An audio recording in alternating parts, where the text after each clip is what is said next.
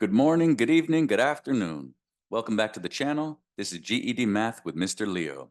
Today's lesson is a continuation of our series on circle geometry, also known as Starting in the Middle, GED Math for Beginners. Make sure you've already seen the previous video in this series before jumping into this one. All right, so as usual on the channel, let's make sure we have our supplies before we get started. You are going to need a notebook and a pen or pencil to do this lesson. Don't just follow along on screen. I want you writing down everything in your notebook. That's practice making perfect, and it gives you something nice to look at later as you review your work.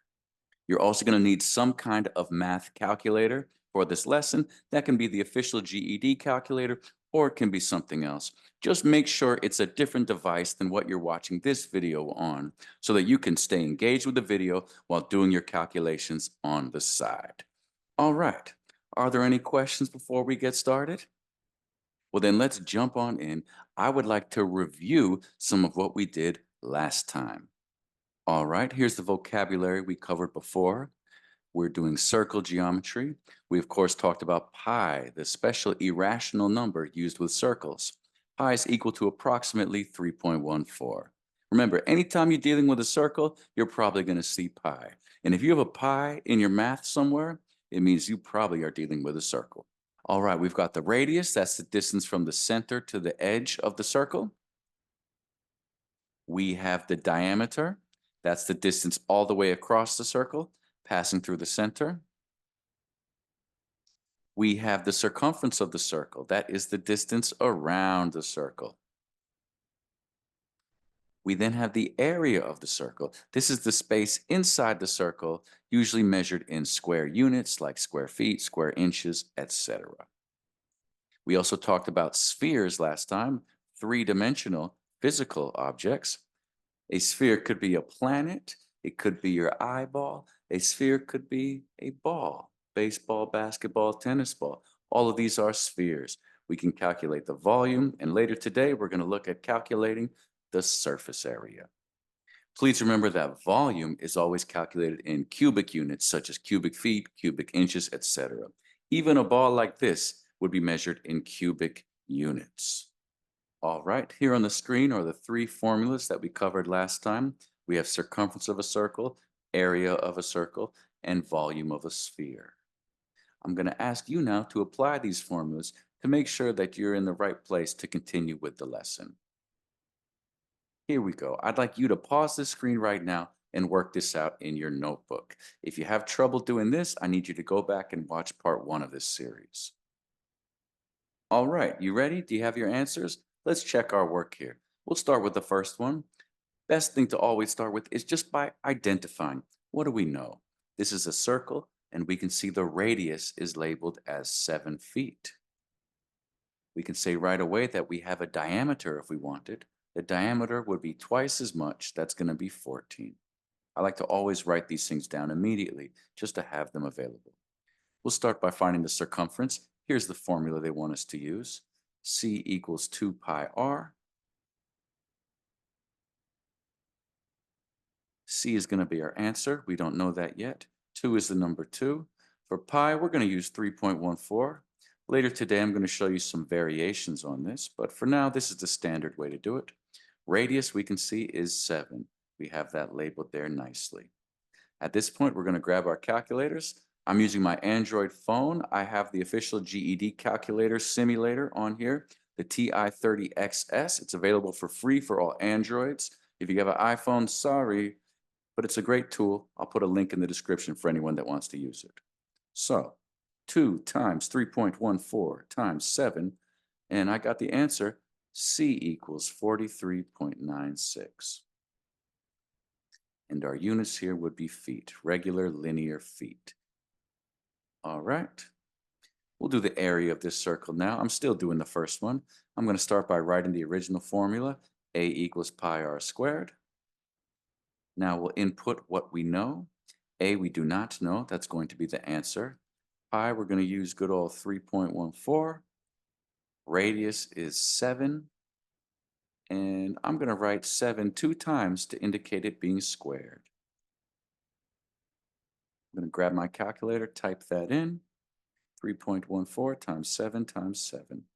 And my answer here is 153.86.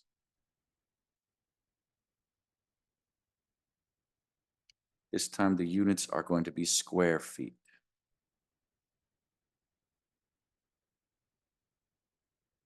All right, did you get these right? Good, we're going to be building on this today. For now, I'm going to clear my screen and we're going to do the other circle. Step one is always identify what we know. I see a diameter of 11. If we divide that by 2, we'll get the radius. That works out to be 5.5, half of 11. For circumference, C equals 2 pi r. That's going to be C equals 2 times pi, 3.14, times 5.5.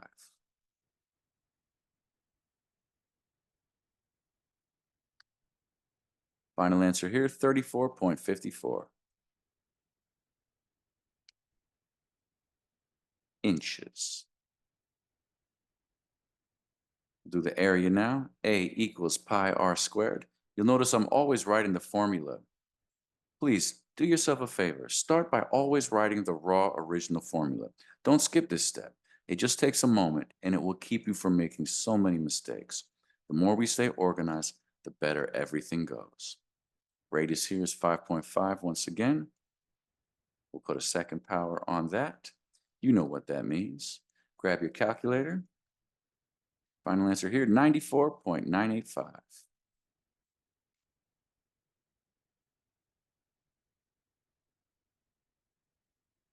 Square inches.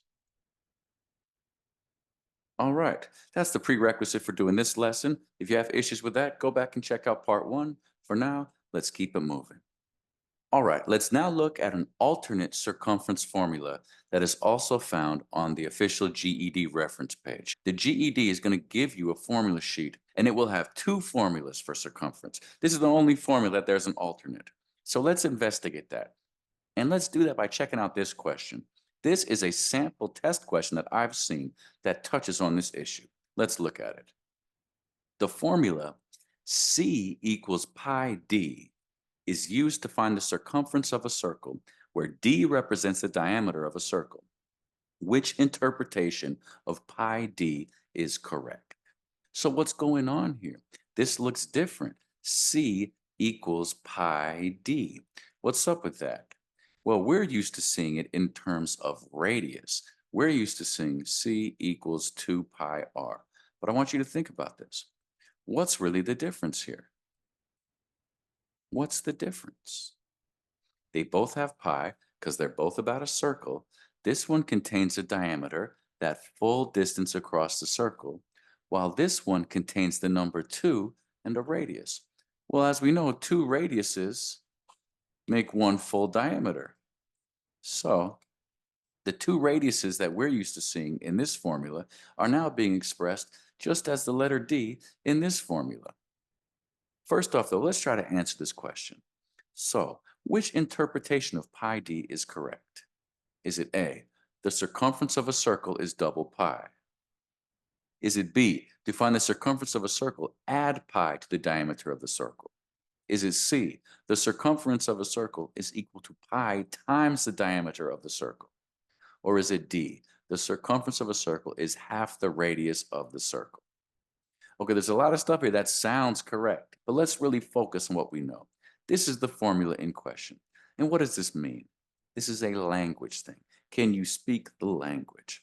Circumference equals pi times diameter. That's literally what this means.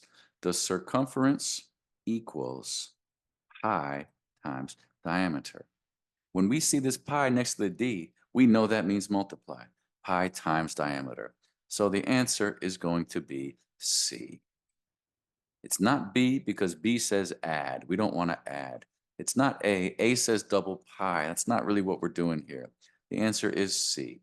This is just a definition. This is understanding, can you read the formula? This formula also really goes back to the heart of the issue. Where does pi even come from? Remember, if we look at this circle, pi means we take the diameter.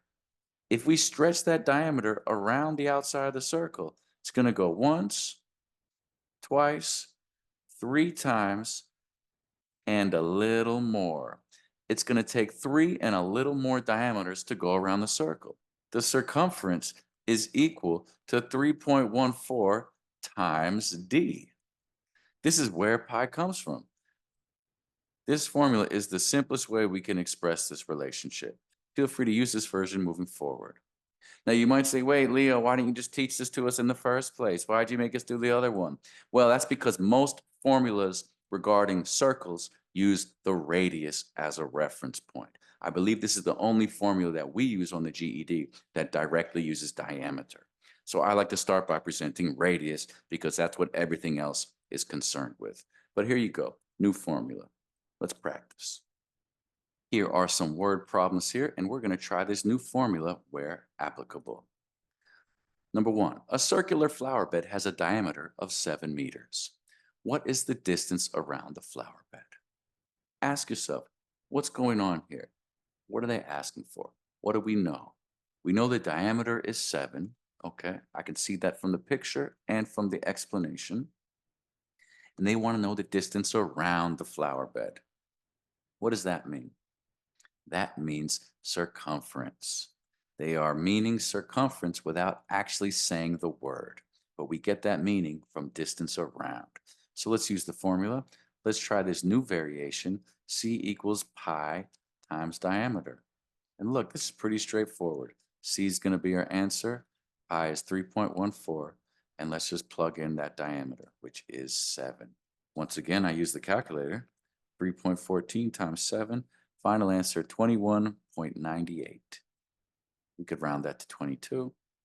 I'll leave it just like this. 21.98 meters, which is approximately 22 meters. Take a look at the picture. Is that reasonable?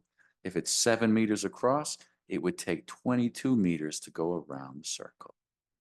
All right, try number 2. A cell phone mast has a range of 5 kilometers in all directions. What is the total area of coverage? Okay, a range of 5 kilometers in all directions. Check out the picture. Does that make sense? What do we know about this circle? The diagram shows us that the radius is actually 5 in this case. That makes sense, right? This is your cell phone tower, the mast, as they say, the cell phone mast. It is right here, and it transmits 5 kilometers in every direction, creating a circular area of coverage with a radius of 5 kilometers. They ask us what is the total area, so let's use the area formula. A is pi r squared. All right, do we have what we need to know? We do. Pi is 3.14. Radius squared is going to be 5 to the second power. All right, I'm going to express it this way. You know what it means. 3.14 times 5 times 5. Final answer here is 78.5. What are the units? Square kilometers. This area here is 78.5 square kilometers of coverage from this cell phone tower, or as they call it, the cell phone mast. Good. Any questions? This should be feeling pretty comfortable at this point. Let's move on. Here are 2 more word problems. The next one is, what is the area of a 10-inch wide circle? Okay, what do we do here? Well, they're asking us what's the area. Okay, so maybe we'll use the area formula. Let's write that out. They say it's a circle, 10-inch wide. What does that mean? My favorite thing here to do is to sketch a picture. Let's draw a circle, and now think, what does 10 inches wide means? Well, that would be the width. That would be the distance across the circle. That would be right here, 10 inches. What's another word for that? Can you see it? That's a diameter. They're telling us the diameter is 10 inches without actually using the word diameter. All right, so they ask us for the area. We have the formula, but what's going on here? This formula requires radius. You need the radius to do area. So what are we going to do? Let's break it down. We know radius is always half the diameter. That's going to be 5 inches. This is the number we need. This math looks familiar. I believe these are the same numbers as the previous question. We're going to go ahead and write it out all over again. Why are we writing it out again? Because we want to get it right. Double check your answer. Type it in, and we're getting 78.5. The difference here is that the units are different. This is 78.5 square inches. Good. Number 4, what is the distance around a circle that measures 7 feet from its center to the edge? Let's draw a diagram. They say it's a circle. They're asking us the distance around. Distance around, distance around. That is circumference. So let's write the circumference formula. C equals, what do we want to use? You want to use the new one? Let's use the new one. C equals pi times diameter. This is the new variation on the circumference formula. So what next? Let's continue with our diagram. Measuring 7 feet from the center to the edge. So let's mark the center, draw a line to the edge. That could be in any direction, and that's going to be 7 feet. So what's the vocabulary word for this? That is a radius of 7 feet. All right, we're using the other formula. We're going to use diameter. So tell me, what's the diameter here? Well, it will be twice the radius. That's going to be 14 feet. And now we have the simple task of doing C equals pi times 14. 3.14 times 14. Answer here, 43.96. We saw this one earlier, didn't we? All right. That means we're doing it right. 43.96, this would be regular feet. Great. All right, we're warming up here. Let's see what else we got in store today. All right, here's a new type of question that I call working backwards. How about this? Find the diameter of a circle that has a circumference of 20 inches. Find the diameter of a circle that has the circumference of 20 inches. Let's start by drawing a circle. They're asking us to find the diameter. We don't know that, but we know the circumference is 20. D is unknown. What do we do? This is an example of working backwards. We're used to starting with the diameter or the radius and calculating the circumference. In this case, they're giving us the result. They're giving us the circumference. It's up to us to work it backwards. Now, I'm going to show you the best way to answer questions like this. We're going to rely on the algebra and the language of the math. Let's write the formula. Now, we have options C equals 2 pi r or C equals pi d. Since this one asks for d, let's just do that one. C equals pi d. This is our formula. Let's plug in what we know. In this case, we know C. C is 20. Put that over here. Pi, we know, is 3.14. And the diameter is unknown. We don't know it yet. Now, what do we do? Have you ever seen math like this before? I suggest the best way to do this is to think about, what do we want? What is our goal? Where are we trying to get this to? I want to end up where it says D equals something. I want to get the D by itself. Right now, the D is not by itself. The D is being multiplied by this 3.14. If I want to get D by itself, we have to remove this 3.14. This is an algebra technique. It's called solving for the variable. You might be familiar with it. I'll be posting a full video covering that later. But for today, let's jump in and let's check this out. Even if you've never seen this before, I promise you, you can do this. I got you. Here's the idea. This means 3.14 times diameter. I want to remove that 3.14. I do that by doing the opposite operation. I need to remove the multiplication. How do we remove that? By using a division.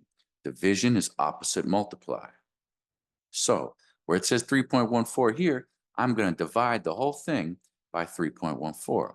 This will allow it to cancel out. The trick here is whatever you do on one side of the equation, you must also do on the other side of the equation.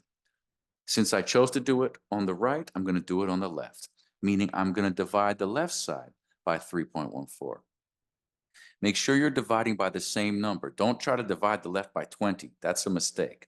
I'm getting rid of the 3.14, so I divided by 3.14. If I did it there, I do the exact same thing over here. And to be very clear, when we do this, we're not doing it to one part of the expression. We're doing it to the entire right side of the equation and then the entire left side of the equation. We're dividing the entire side in this case. All right, so these have canceled out, and now I'm left with 20 divided by 3.14. I'm using the fraction bar to indicate the division. That's very common in algebra. All right, so let's grab the calculator. 20 divided by 3.14, and we get a long decimal that says 6.36942. It goes on and on and on. Now, what do we do with such a long decimal? Well, if they give you instructions on how to round, you got to follow those instructions. But as a general rule of thumb, what I like to do is match whatever's been given to me. So since we were using pi as 3.14, that's 2 decimal places. So let's round this off to 2 decimal places. That's going to be 6 point what? Now, if you know your rounding rules, 9 is going to tell the 6 to go up. This would round to 6.37. You okay with that? The 9 tells the 6 to go up. I'm going to do a full video later on about rounding. For now, just roll with it. So we get this answer, 6.37 inches. We're saying that if this circle measures 20 inches around the outside, the circumference, then the diameter across is going to be 6.37. That sounds reasonable, but hey, you want to make sure? Let's check our answer. Go back to the original formula, C equals pi times diameter, and now let's plug in this diameter that we found. So here's the 314 for pi, and now I'm going to plug in this, 6.37. We're going to multiply 3.14 times 6.37, and I get the answer, C equals 20.0018.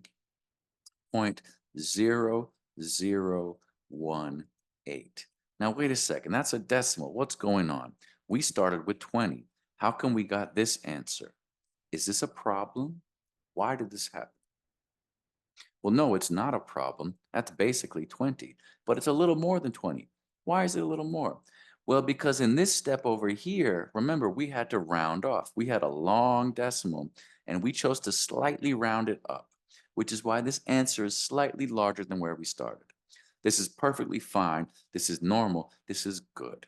Anytime we're dealing with pi, we're going to be rounding off. Remember that this 314 itself was not a perfect number. That 3.14 is already an approximation of the true meaning of pi. So there's nothing wrong with rounding off these answers. You just got to pay attention and make sure that you've checked your work and that everything's falling into place. Working backwards. Let's do some more. How about this? Find the diameter of a circle that has an area of 30 square inches. Okay. Well, let's start. Let's draw our circle. Let's try to visualize this. Here's a circle. They're asking us again for the diameter. And we don't know that. So D is going to be an unknown so far. Okay. They tell us the area is 30 square inches. What do?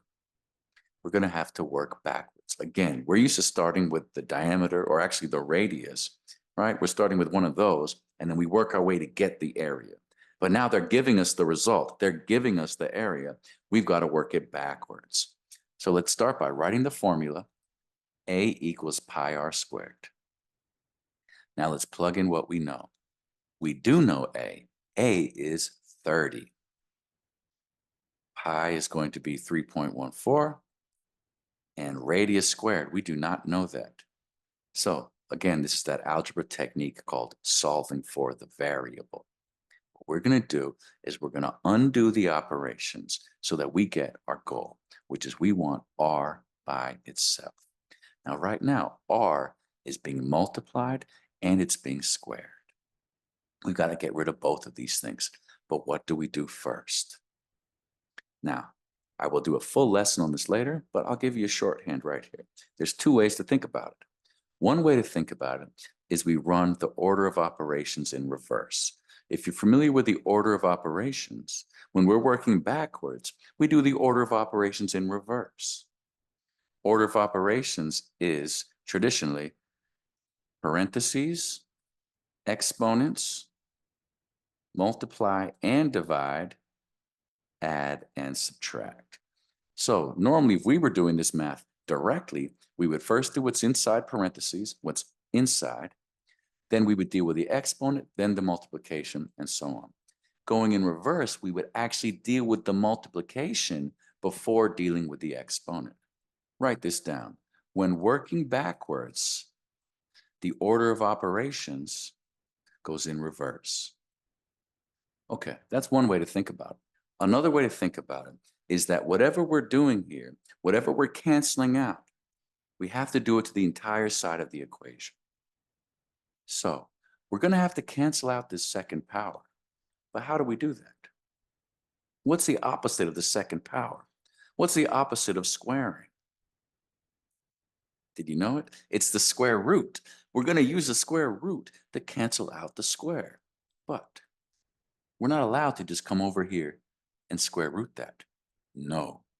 If you're going to square root something, you got to square root the entire side of the equation.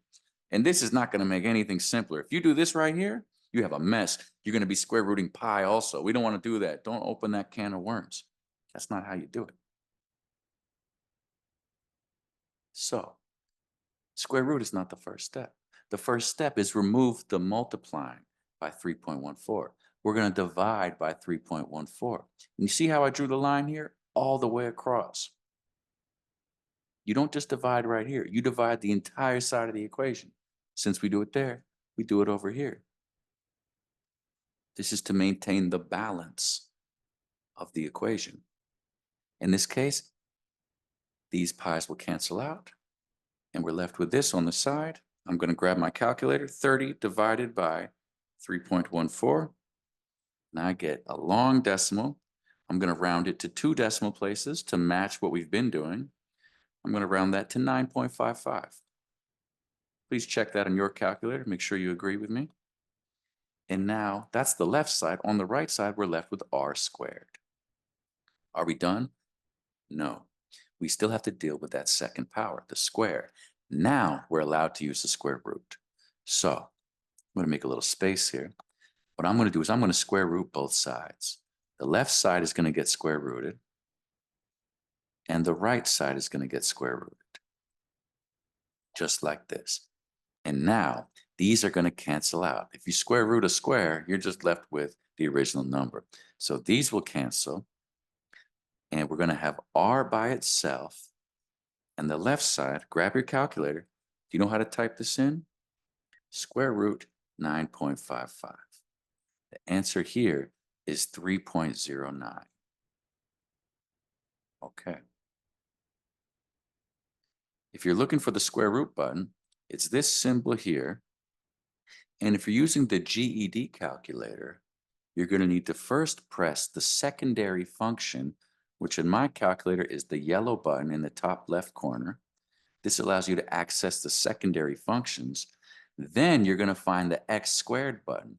This is the button that would normally put a second power on your number. If you look closely, just above that, in small yellow, or maybe it's another color, but in small lettering, you see this little check mark, this little square root symbol. By pressing second power one time, and then pressing this button, that allows us to get that symbol, the square root symbol. You're going to want to press that first, then type in 9.55, and then hit your enter key.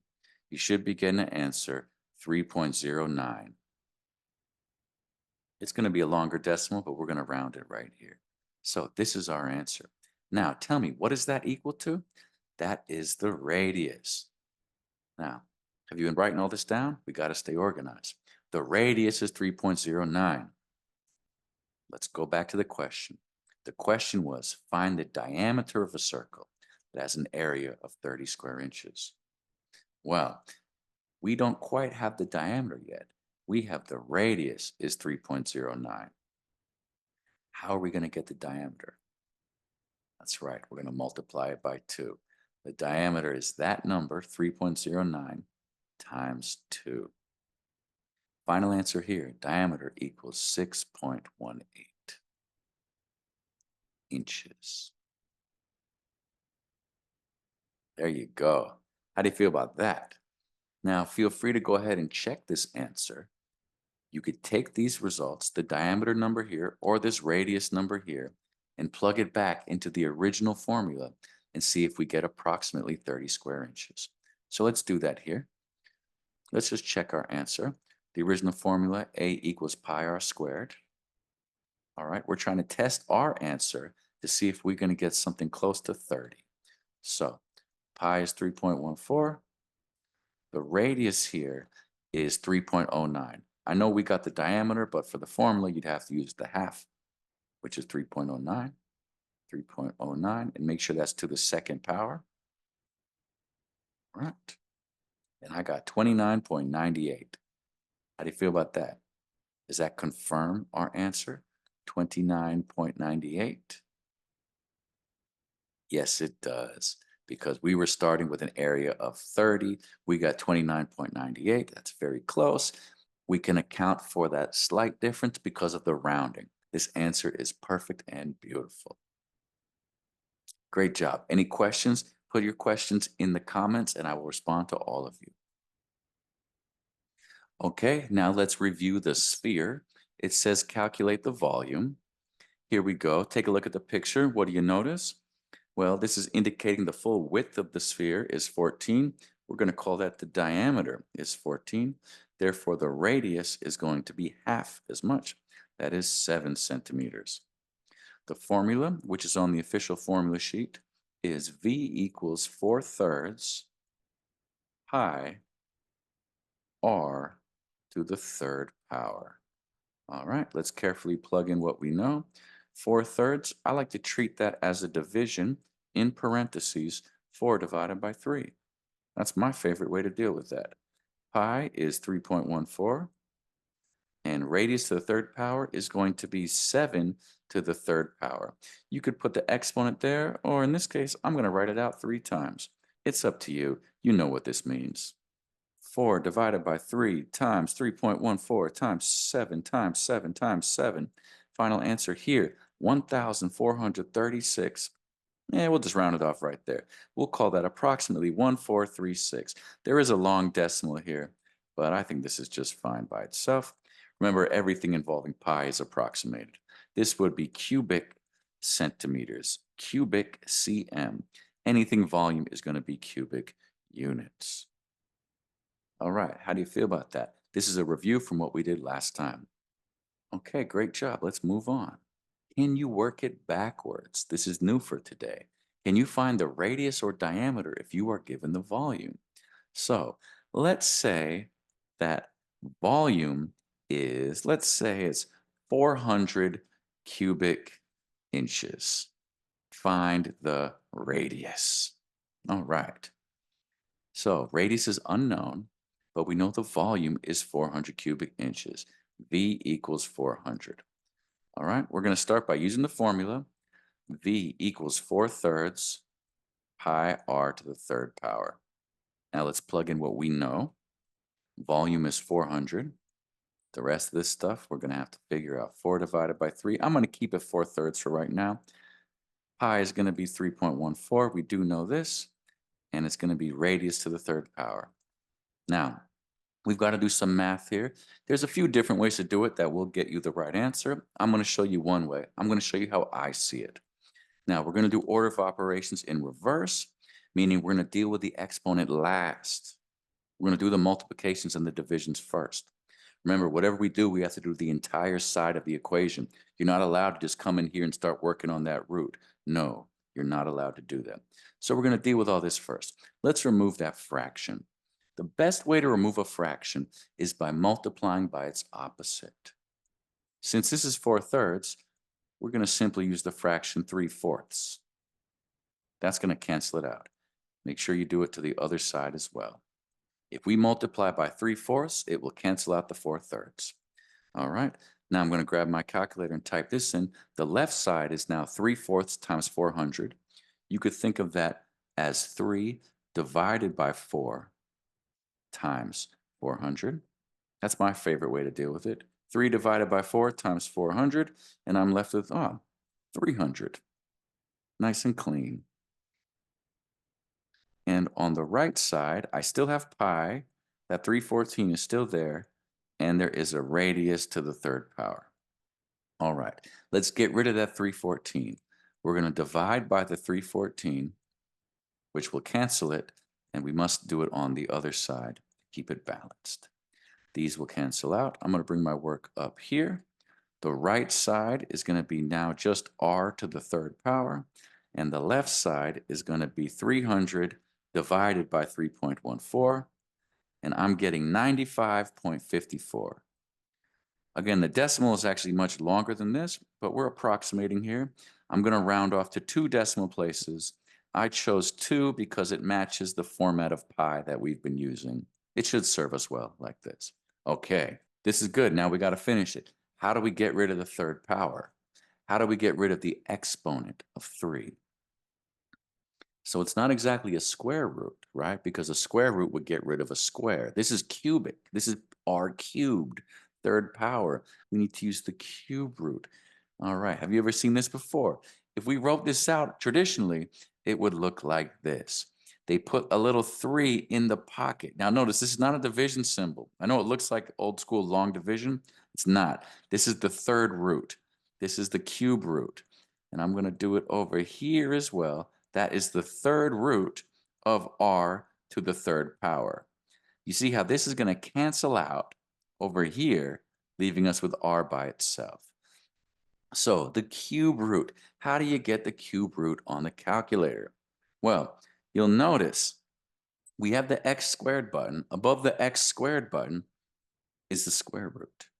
But above that is a button which allows you to type in any exponent you want. On some calculators, I've seen it written with this, a little arrow pointing upwards, meaning it gets you into the corner. You can type in any power you want. On the simulator that I have on my phone, it looks like this, X with a square in the corner. That square is meaning a blank space where you would type in whatever exponent you want. If you wanted to put in the third power, you would use this button. If you wanted to put into the fifth power, you would use this button. Now, above that button, written in a little text, is the secondary function. All right, if you have this one, it looks like this, the radical symbol, the root symbol, with a little X in the corner, meaning you can type in whatever you want there.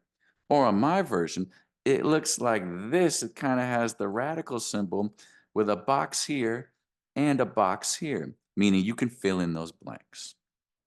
All right, we're going to start with the symbol. So we're going to first type the number 3 because we want the third root. Then I'm going to press secondary function, and then I'm going to press this button we just spoke about, which is going to open up that cube root. Then I'm going to type in 95.54, and I'm going to hit enter. If you get a weird answer, and you may, I just want you to press the toggle button. The toggle button is just above the enter key. It's these 2 arrows that look like this.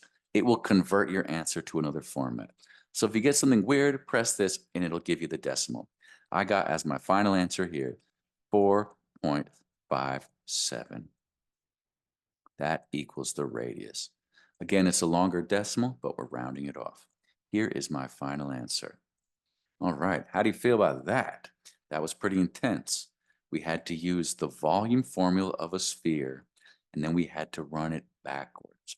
We removed the fraction by multiplying by the opposite fraction, the inverted fraction. This is called the inverse. Because it was 4 over 3, we multiplied by 3 over 4, and that canceled out. We did that to both sides. We were left with a new expression. We then divided out the pi. We divided 3.14 on both sides, and we were left with this over here. Then all we had to do was get rid of this exponent to the third power. We did that by using the cube root, which involved the secondary function and these strange looking buttons here. And we got our final answer, 4.57. If you want to check this work, this is an optional step, but we could check this by plugging this number into the original formula. It was V equals 4/3 pi radius to the third power. So if I plug in our answer for the radius, we should be getting something very close to what we started with, which was, I believe, 400. So 4.57 to the third power. All right, right here. This is a great challenge right here. Can you just type this whole thing into your calculator in one shot? I should say that we're not actually typing in the V equals. We're just typing in this much, starting with the 4/3. All right. You can do 4 divided by 3, or if you know how to use the fraction button, you can use the fraction button. I'm just going to do 4 divided by 3 times 3.14 times 4.57. Then I'm going to put that third power right on top. I hit enter and I'm getting 399.59. Oh yeah, 399.59. That's my answer. Is that good? Is that good? We wanted 400 and we got 399. I call that perfect. Okay. Excellent work, guys. How do you feel about this? Any questions? Leave a comment in the chat below. How do you feel about all this? We've been taking the basic formulas that we studied last time, and we've now been running them backwards, applying the algebra technique of solving for the variable, aka working backwards. How do you feel about this? Is it making sense? If you're enjoying this, please like this video and subscribe to the channel so that I can keep bringing you free video lessons like this one. And also, if you know someone who would be interested in this material, who also maybe is studying for their GED or other adult education math classes, maybe they're in a beginning level of college math. If you know someone who would benefit from this, please forward this video to them and help spread the word about the channel. It's word of mouth recommendations like that that help keep this channel growing and are going to allow me to keep this going on into the future. I'll be posting another video after this one where we continue doing some more advanced techniques with circle geometry. In the next video, we're going to look at some more alternatives to 3.14 for pi, and we're going to look at some more challenge questions that build on these formulas we've been using. Everything we've been looking at so far is on the GED test and is also a gateway to algebra and functions, which is the majority of the modern GED test. I hope you enjoyed this. I hope you've been taking great notes. And please leave any questions in the comments section below. Please forward this video to anyone who you think would find it useful. Don't forget to like and subscribe. And thank you very much. I'll see you next time.